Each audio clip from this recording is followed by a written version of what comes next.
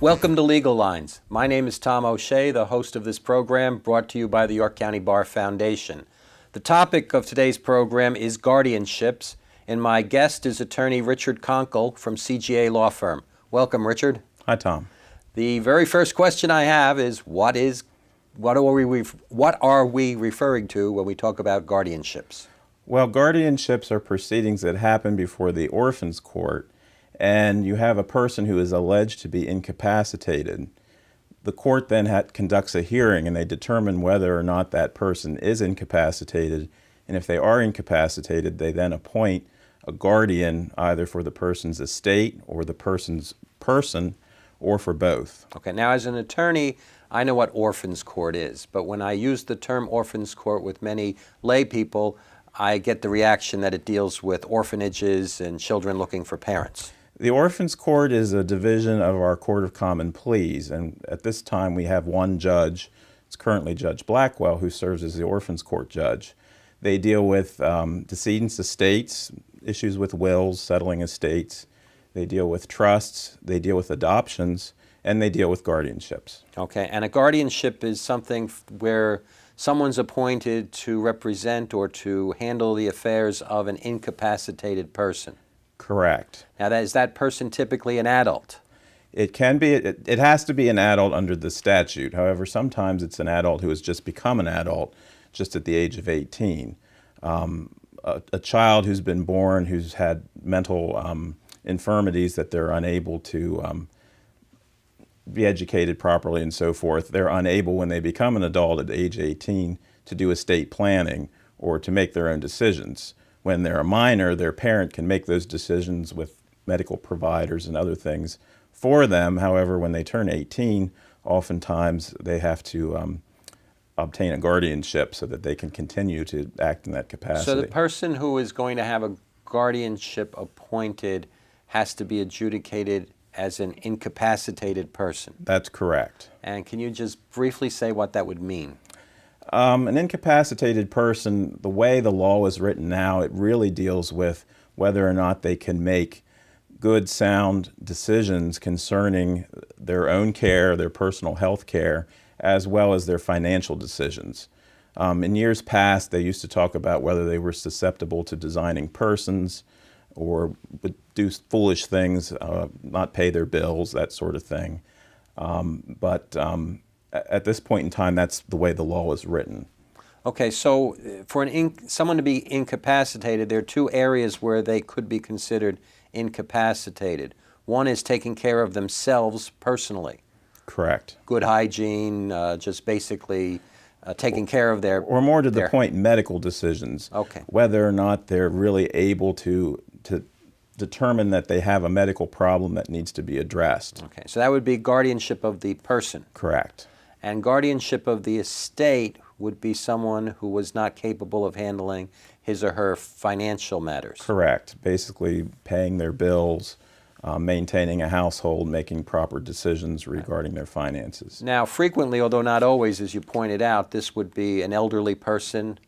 Very frequently it is someone who might be suffering from dementia or had a serious health problem or just get so from old age that they're infirm and really are unable to do those things. All right. Now, there is a way for everyone Almost to avoid, everyone. almost everyone, okay,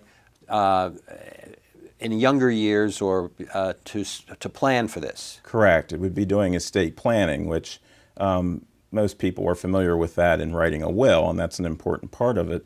But another important thing is to do a living will and, for guardianship's purpose, a power of attorney.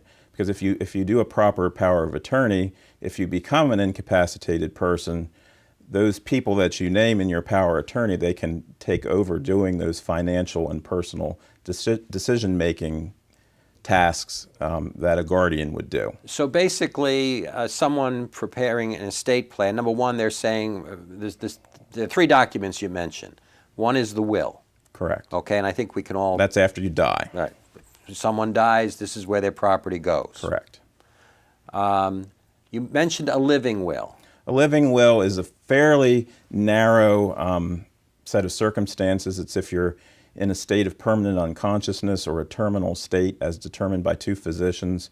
And our state legislature has written basically a form whether or not you wish to receive certain medical treatment.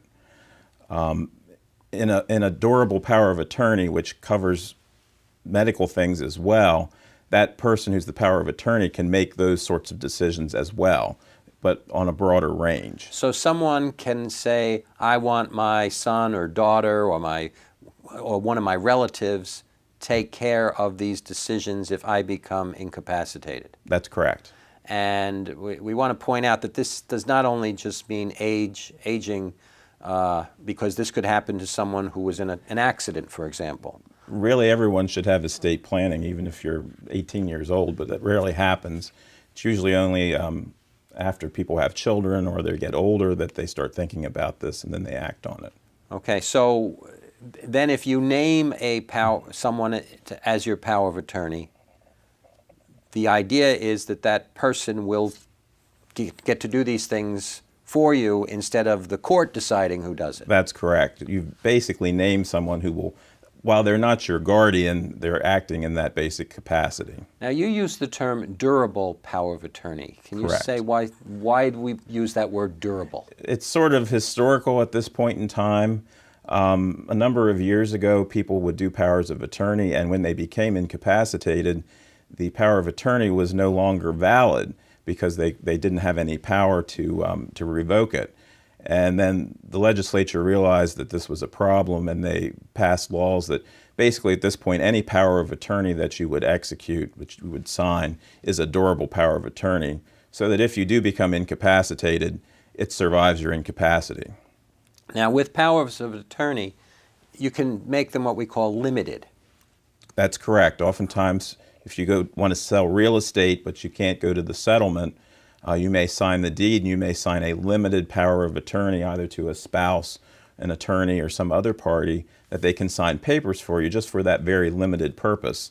There's many, many sorts of limited powers of attorney that you can do. All right, but the type of power of attorney to avoid guardianship proceedings. It's a general durable power of attorney which gives very broad powers. Basically anything that you can do legally as far as legal transactions, the person that you name as your agent or power of attorney can do.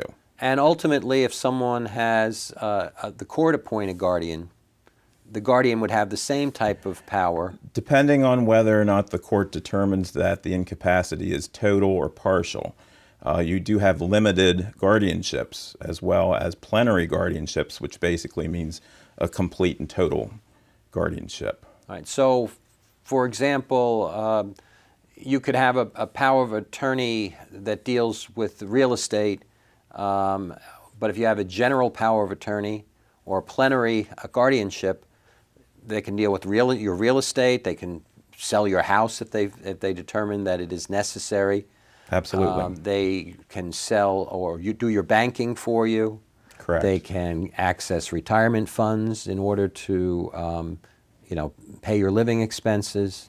In certain cases, if you were in the habit of doing gifting to charities or family members, a person who is a power of attorney or a guardian, if that was the habit, they can continue doing that as well. Let's point out something very important here. There's a fiduciary responsibility. There definitely is. Can you explain what a fiduciary responsibility is? Well, the fiduciary duty of a guardian or a power of attorney is that they need to use the funds of the person that they're serving, the ward in the case of a guardianship, or the person who appointed them power of attorney, for the benefit of that person. Just because they're named as a guardian or a power of attorney, that doesn't make that their money. It's the other person's money, and they have a fiduciary duty to act as a reasonable individual in administering that. So when you said that the person who has the power of attorney can even make gifts, that would be someone who traditionally made gifts. That's correct. And sometimes gifts are made for estate planning purposes.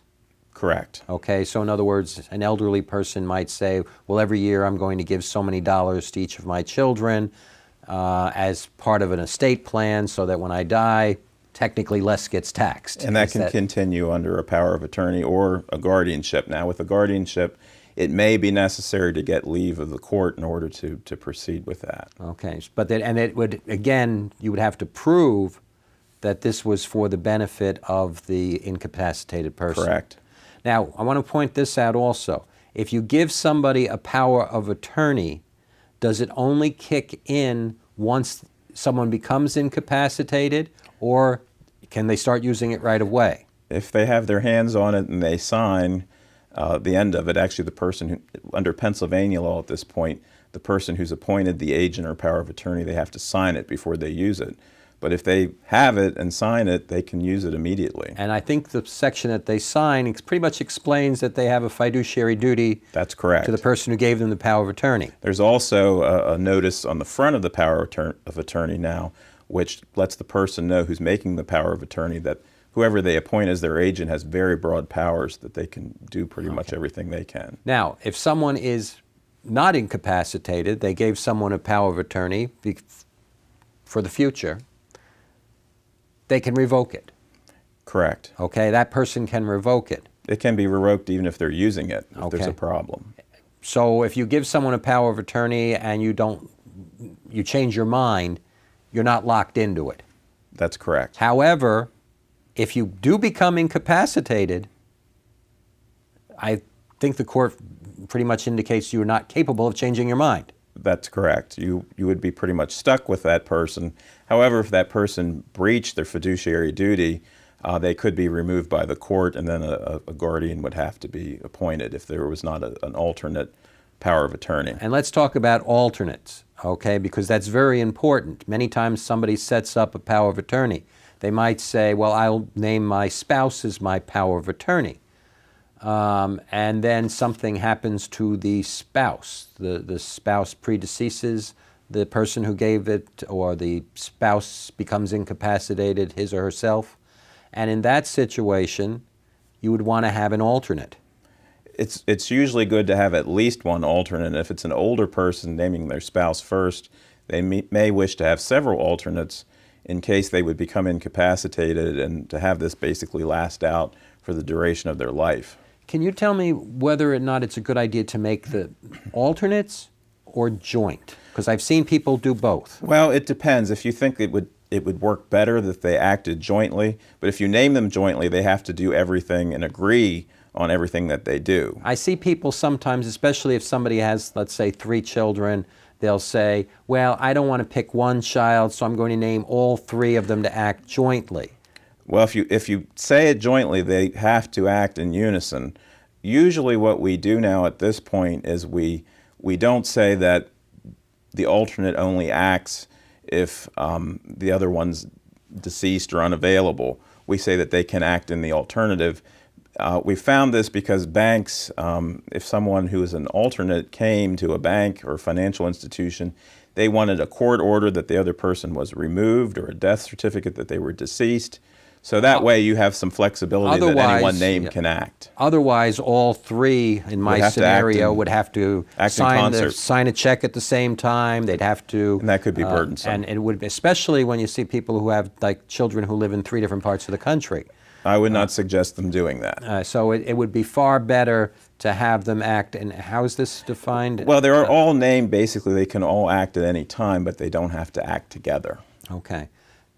And instead of naming them as alternates. One small point also that I'd like to make, maybe it's a big point, before we break, and that is you can also name a financial institution, a bank. You can, yes. Okay. They can also serve as a guardian under power of attorney. Trust company, trust divisions of banks. We're out of time on our first segment. We'll be back in a few moments. This is Legal Lines.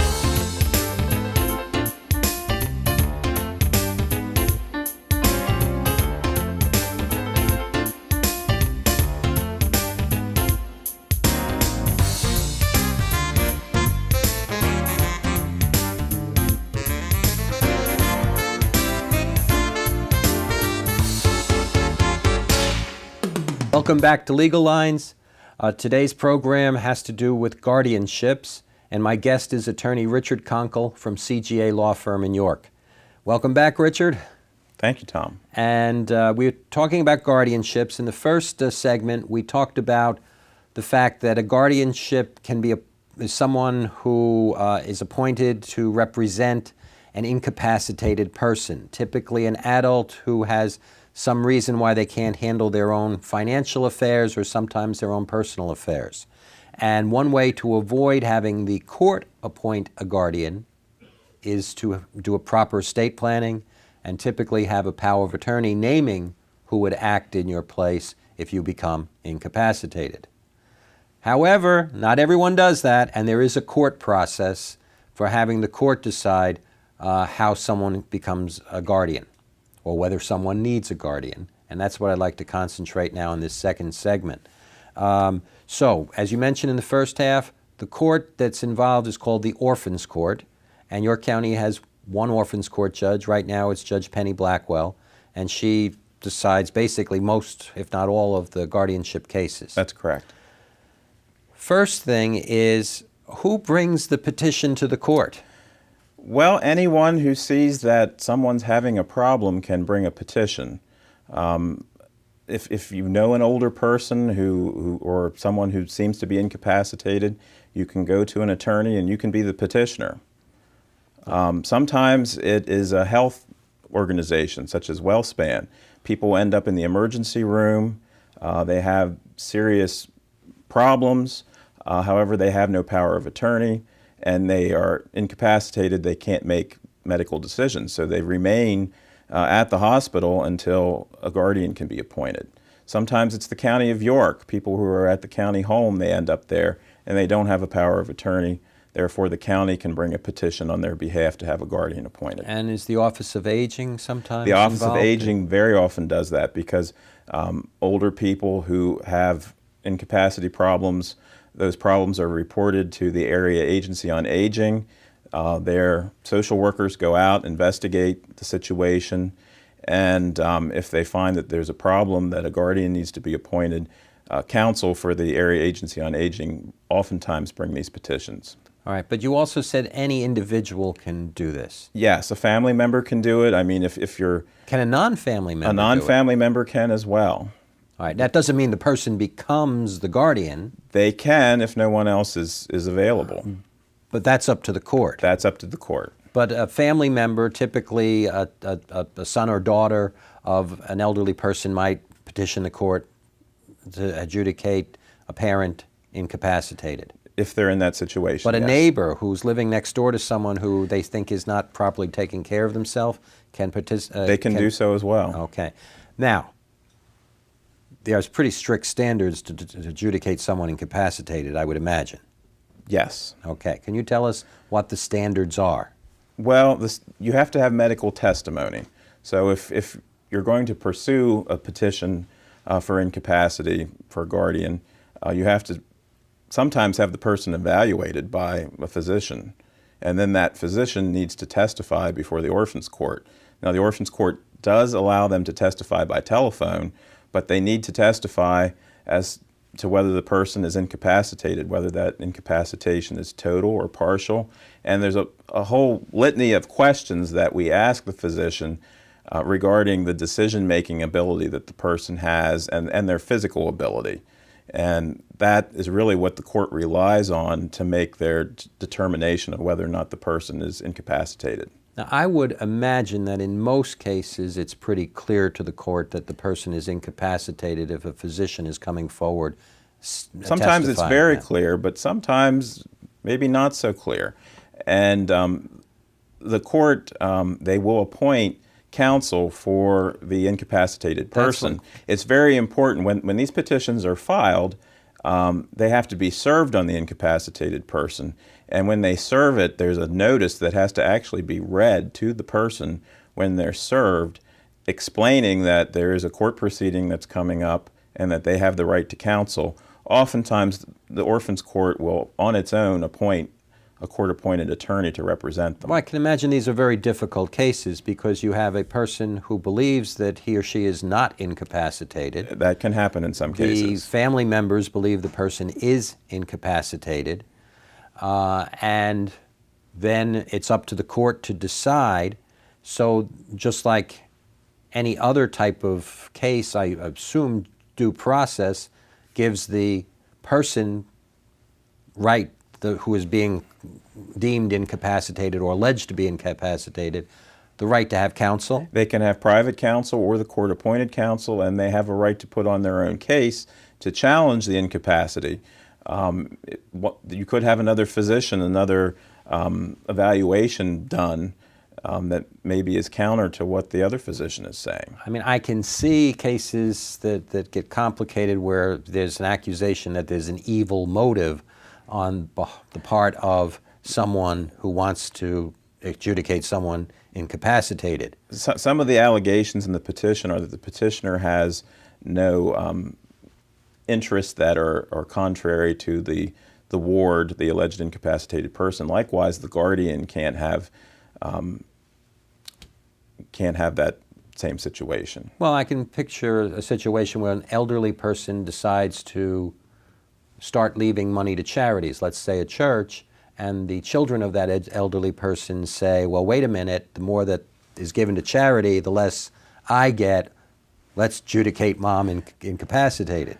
That situation can arise. However, most cases that we see are very clear-cut that the person is totally incapacitated. That's what I would think is the case. There's very few cases where you'll see that sinister motive. Most people are acting purely out of the benefit of the person who has Correct. some type of mental deficiency, and I imagine that's the case. But nevertheless, there are some cases out there where the person who is being adjudicated or they're attempting to adjudicate incapacitated will defend it. And Yes. I assume there are cases where the court rules this person is not incapacitated. That can happen. And I assume that there are cases where the court says this person is incapacitated in some respects, but not all. Correct. Can you explain how that could happen? Well, it depends whether or not the person is totally incapacitated, and that's based on the medical testimony. If they're not totally incapacitated, it could be a partial incapacitation, in which case a limited guardianship would be more appropriate. And that could be more for the person, or it could be the estate. And if it's a limited guardianship, then the alleged incapacitated person, the ward basically, they have an opportunity to have some input into decision making. And the law actually favors a limited guardianship over a plenary guardianship if that's at all possible. Plenary guardianship, It's total incapacity. Total incapacity, and the guardian makes all the decisions. Correct. Limited guardianship, the ward is the person who's adjudicated incapacitated.